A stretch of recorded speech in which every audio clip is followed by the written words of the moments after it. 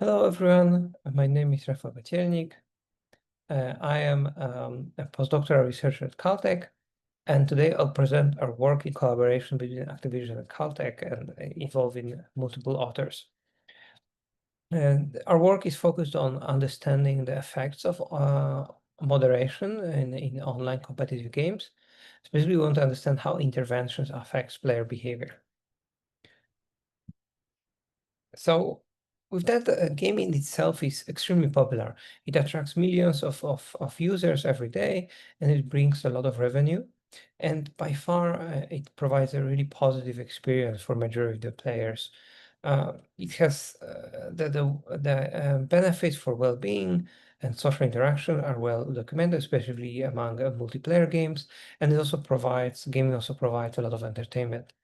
Now, among this large population of players, there's a relatively small percentage that engages in various forms of disruptive behaviors.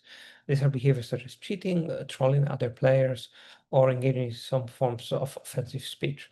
Now, while this is a really small subset of the population, it can have disproportionate impact on the gaming population as a whole and general experience that players have. Naturally, platforms are aware of some of it. They're engaging in various ways to try to mitigate this disruptive behavior. And one of the common ways is moderation. And this is the goal of our research. We want to understand how effective the moderation is in one of the very popular gaming titles. Specifically, our first research question is around what is the impact of moderation on players' disruptive behavior, specifically whether players, when faced with moderation, actually change their behavior and become less disruptive. Secondly, related, we want to see if the impact of moderation, what's the impact of moderation participation rate?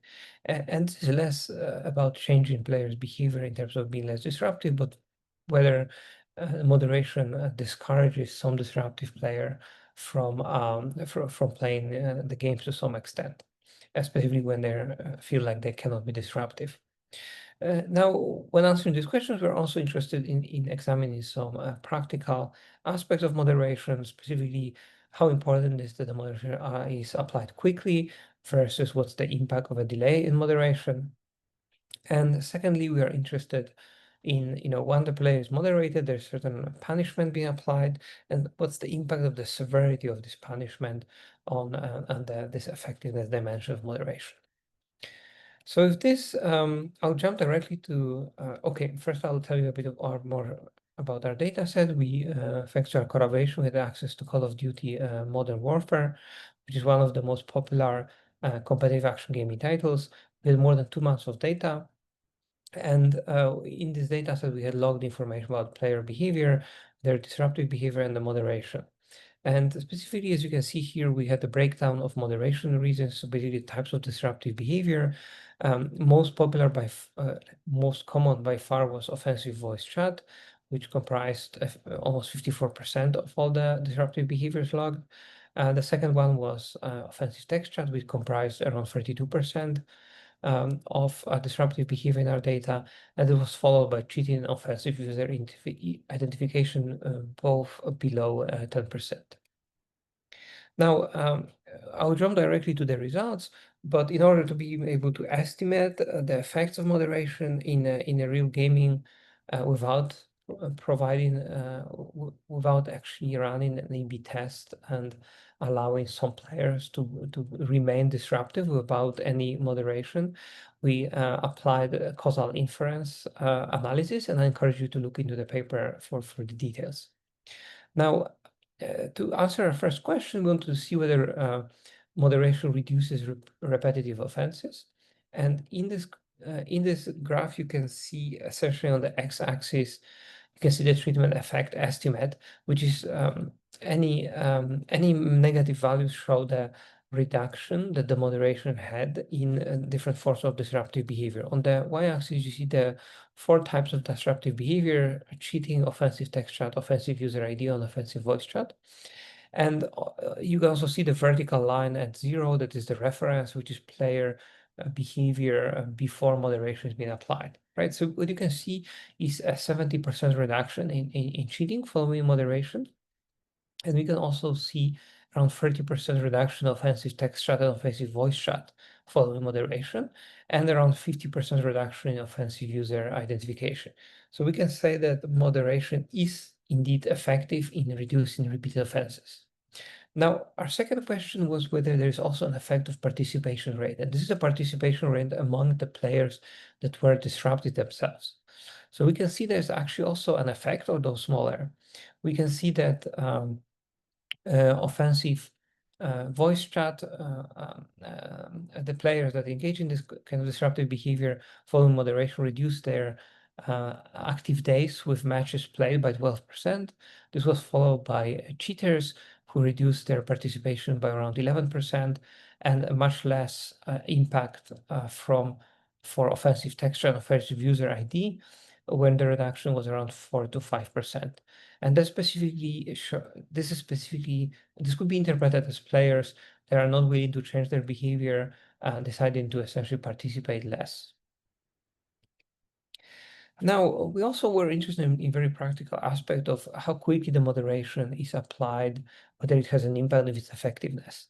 And what you can see here is on the vertical axis, again, now we're comparing against delayed moderation, and any reduction in the treatment effect, any treatment effect estimate, and the reduction is basically the higher effectiveness of quick versus delayed moderation.